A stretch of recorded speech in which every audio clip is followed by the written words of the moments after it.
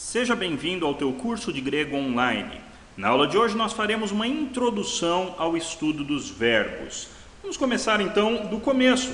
Um verbo é toda palavra que indica ação, estado, fenômeno natural, ocorrência, desejo e outros processos. A ideia do verbo então é uma palavra que indica movimento ou ação ou atitude. O verbo é assim.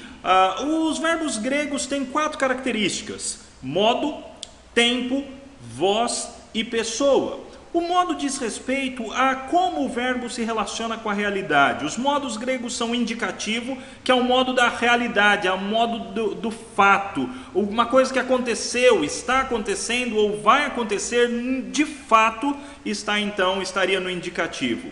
O modo subjuntivo é o modo da possibilidade, se, talvez, tomara. Esse então é o modo subjuntivo, aponta para possibilidade, probabilidade. O imperativo é o modo de ordem, faça isso, tome aquilo, beba aquilo. E o optativo, que praticamente não ocorre no Novo Testamento grego, é o modo do desejo ou da possibilidade. Os tempos verbais gregos são o presente, futuro, imperfeito, auristo, perfeito e o mais que perfeito.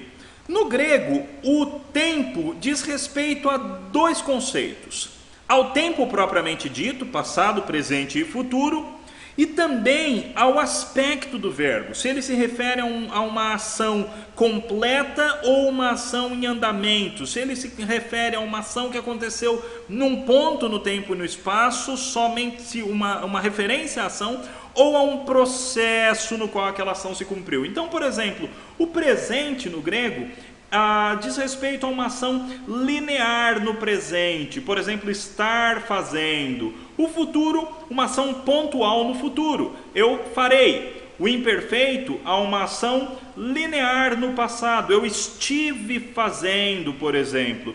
O auristo diz respeito a uma ação pontual no passado, eu fiz, por exemplo, seria auristo no grego.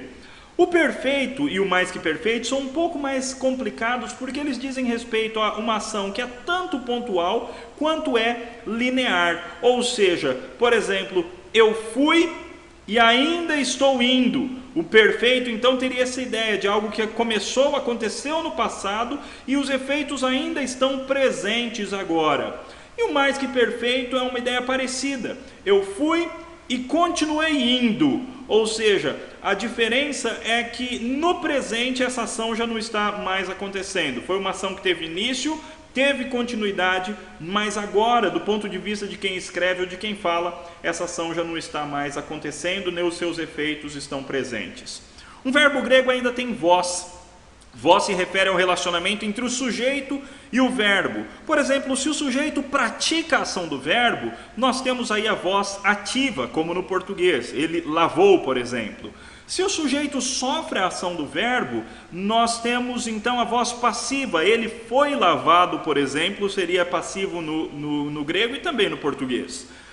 E no grego nós temos uma terceira voz, a voz média, que aponta quando o sujeito pratica a ação em si mesmo, de si mesmo ou para si mesmo. Portanto, nós temos tanto a ideia de reflexividade, o sujeito lavou-se, por exemplo, um verbo reflexivo, ou indica intensidade. O sujeito lavou e ele tinha uma intenção muito grande de se lavar, ele tinha uma vontade muito grande de fazê-lo. Um verbo grego ainda tem pessoas, são as mesmas pessoas do português. Eu, tu, ele, primeira, segunda e terceira pessoas do singular, nós, vós, eles, primeira, segunda e terceira pessoas do plural. A forma de apresentação dos verbos gregos é diferente. No português nós apresentamos os verbos no infinitivo, cantar. No grego nós apresentamos o verbo na primeira pessoa do singular, do presente do indicativo ativo. Então, por exemplo, o verbo lio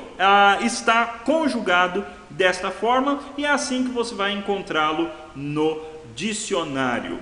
Aí uma dica de site para vocês, eu espero que você aproveite, entre lá, visite esse site e aproveite para aprimorar o seu grego. Até uma próxima aula, quando nós entraremos, propriamente dito, nos tempos verbais gregos. Até lá!